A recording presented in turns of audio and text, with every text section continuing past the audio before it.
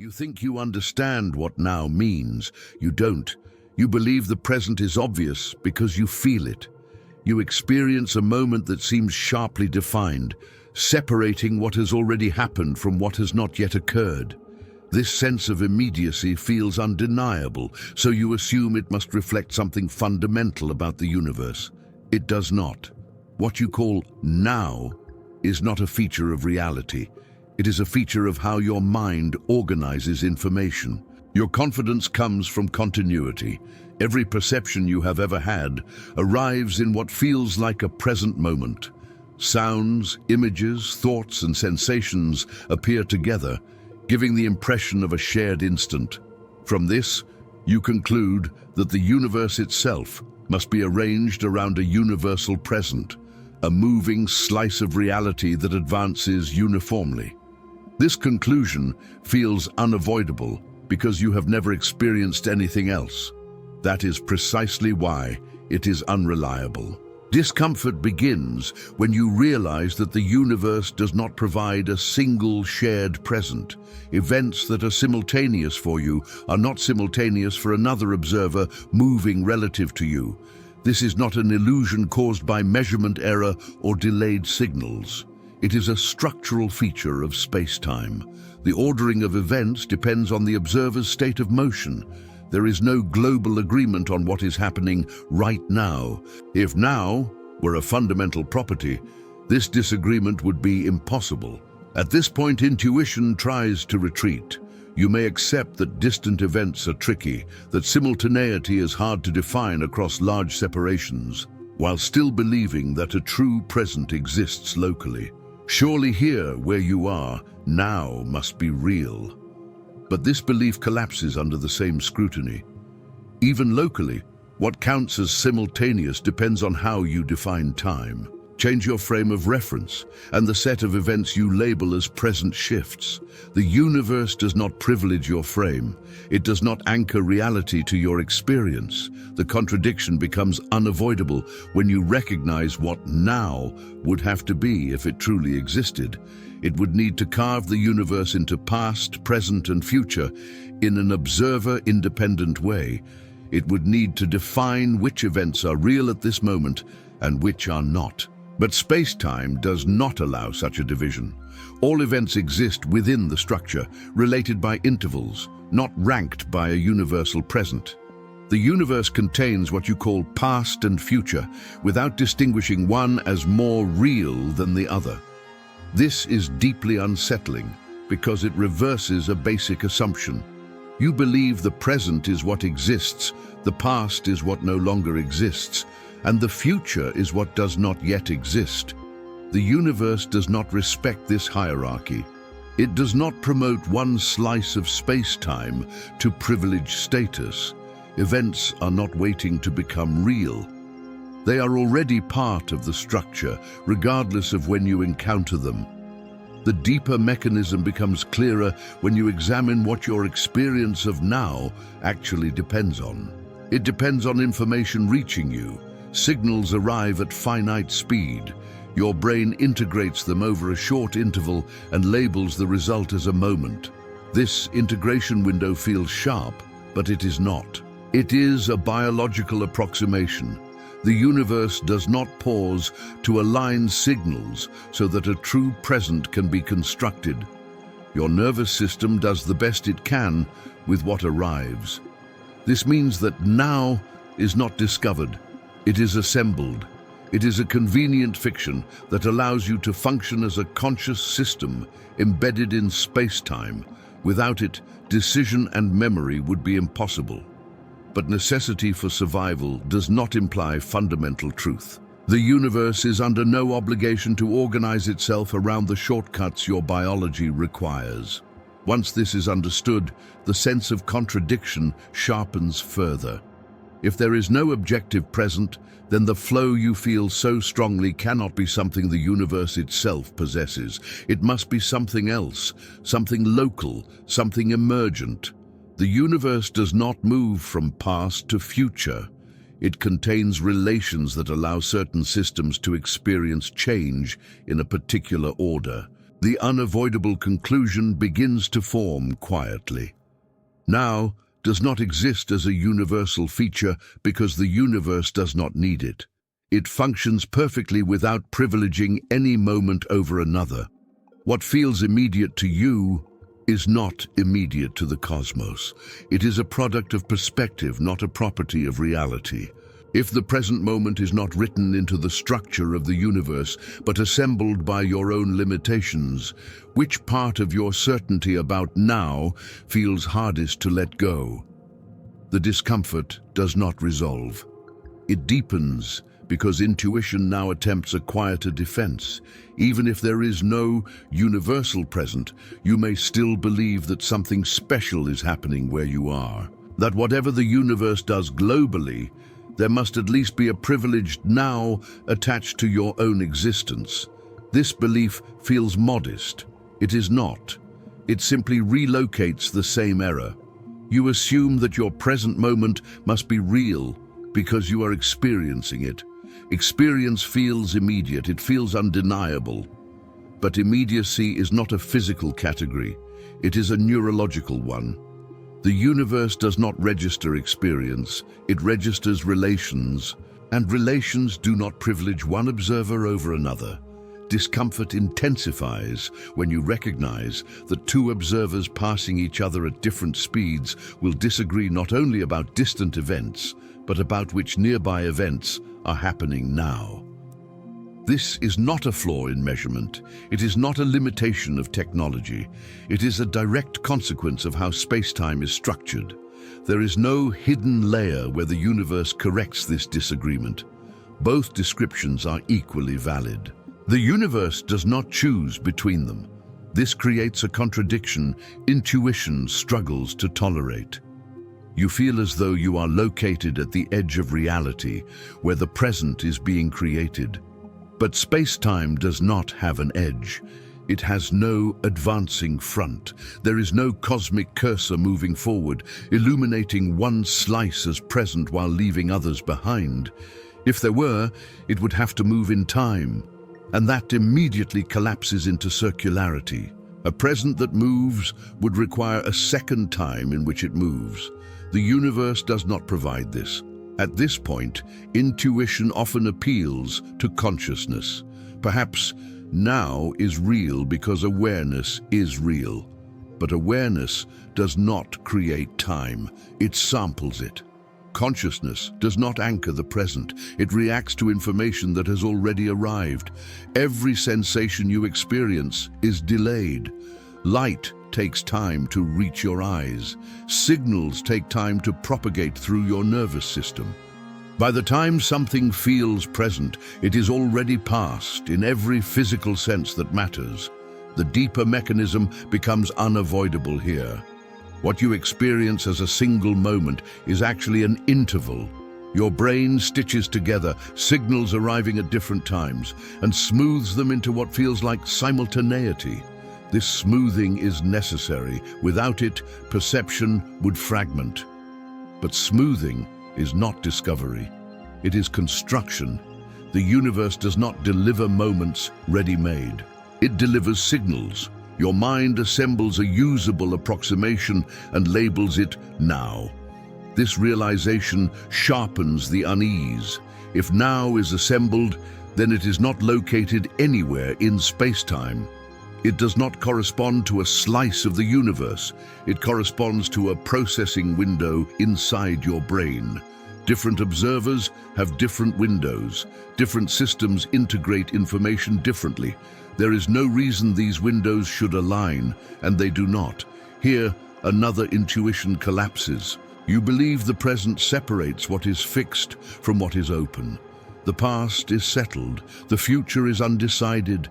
The present is where reality becomes determined. But the universe does not make this distinction. Physical laws do not activate at the present moment. They apply everywhere in space-time. What you call the open future is simply the part of space-time you have not yet interacted with. The contradiction becomes stark. You treat the present as ontologically special, yet nothing in the structure of the universe marks it as such. There is no physical boundary corresponding to now, no signal announcing its passage, no feature distinguishing present events from past or future ones in an absolute sense. The universe contains events. It does not label them according to your experience of time. The unavoidable conclusion begins to tighten. If there is no universal present, no local present privileged by physics, and no observer-independent now, then the present moment you feel so vividly is not a feature of reality at all. It is a feature of how a particular kind of system, embedded in space-time, processes information. This does not make your experience unreal. It makes it non-fundamental. The universe does not revolve around now. Now revolves around you. If the present moment exists only as a local construction inside observers, not as a property of space-time itself, what exactly are you trusting when you feel so certain that this moment is uniquely real? The resistance now becomes more refined because intuition senses what is at stake. Even after accepting that now is not universal and not privileged by physics, you may still believe it must correspond to something real unfolding inside you, that your inner sense of presence must track a genuine transition occurring in the universe, even if it cannot be shared. This belief feels personal rather than cosmic. It is still misplaced. Discomfort deepens when you recognize that nothing in the universe marks the transition you feel. There is no physical signal announcing the arrival of the present, no boundary crossing from future into past, no moment at which reality updates itself. The universe does not tick, it does not refresh. It does not wait for anything to happen before being complete. All events exist within space-time relations, regardless of whether they are experienced. This creates a contradiction that intuition finds difficult to release. You experience decision as occurring in the present. Choice feels immediate. Action feels anchored to now. From this, you infer that the present must be where causation becomes active. But causation does not wait for your awareness. Causes and effects are related by space-time structure, not by your experience of immediacy. The universe does not pause until you notice. The deeper mechanism begins to reveal itself when you examine what it would mean for the present to be physically real. A real present would have to define which events are happening and which are not. It would need to carve space-time into layers and advance through them. But such a structure would introduce an absolute ordering that contradicts the geometry of space-time itself. The universe does not tolerate this contradiction. It resolves it by excluding the present from its fundamental description. At this point, intuition often retreats into a final defense. You may argue that even if physics does not require a present, lived reality does. That experience itself demands a now, but demand does not imply correspondence. Experience demands many things the universe does not provide. It demands solidity where there is mostly emptiness. It demands continuity where there are only relations. It demands immediacy where there is delay. The universe remains unmoved by these demands. This realization sharpens the unease. The flow you feel so strongly is not something passing through the universe, it is something passing through you.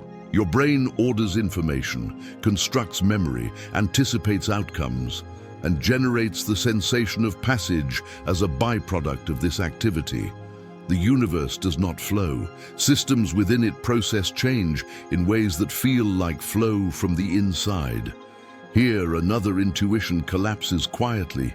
You believe that the present is where reality is most real, that the past is gone and the future is not yet real. But space-time does not discard events once they are experienced, nor does it withhold events until you arrive. Past and future are not modes of existence, they are relations to an observer's world line. Remove the observer, and the distinction loses meaning. The contradiction becomes inescapable. You feel located at the edge of reality because your awareness updates continuously. But awareness updating is not reality updating. It is a local process unfolding along your trajectory through space-time. The universe does not share your update cycle. It does not privilege your perspective. It does not synchronize itself to your sense of presence. The deeper mechanism completes its outline. Now exists because systems like you require it to function. It is an interface, not a feature. It allows limited beings to act within a vast structure without needing to comprehend it all at once. The cost of this interface is distortion. It produces a sense of immediacy that does not correspond to any global property of reality. The unavoidable conclusion begins to harden. There is no moving present sweeping through the universe. There is no objective moment that separates what exists from what does not. The universe is not unfolding, it is structured. What unfolds is your interaction with different parts of that structure, ordered by your motion through space-time and your capacity to process information. This does not diminish reality. It removes a privilege you assumed it had. The universe does not revolve around now. It does not need a present to exist. The present is something you carry with you, not something the universe provides. If the sense of now is an interface generated by your own limitations rather than a feature of space-time itself, what part of your experience are you still treating as if the universe were required to honor it? What remains now is not another correction, but the final displacement of certainty. Even after recognizing that now is not a universal feature, not a local privilege granted by physics, and not a boundary the universe respects, you may still believe that the present must matter in some deeper sense. That reality would be incomplete without it. This belief does not arise from evidence. It arises from dependence. Discomfort sharpens when you see that dependence is not authority. You rely on the present to act, to remember, to decide. Without it, experience would fragment. But reliance does not elevate a construct to a law of nature. The universe accommodates many systems that require no present at all. Fields evolve without awareness. Relations hold without experience. Space-time remains consistent whether or not anything feels immediate within it. The contradiction now becomes unavoidable. You have been treating the present as if it were the point where reality becomes real. But nothing in the universe waits for realization. Events do not line up to be admitted into existence when the present arrives. There is no admission process, no queue, no threshold. What exists does so within the structure, independent of when or whether it is experienced. The deeper mechanism completes itself here. The universe is not composed of moments, it is composed of relations. What you experience as a moment is a cross-section drawn by a moving system with memory and anticipation. That cross-section is useful. It is coherent. It is not fundamental. Remove the system, and the cross-section vanishes without consequence to the structure it sampled. This realization dismantles the last intuitive refuge. You believe that the present grants freedom, that it is the arena where choices are made and futures are shaped. But choice does not require a universal now. It requires causal structure.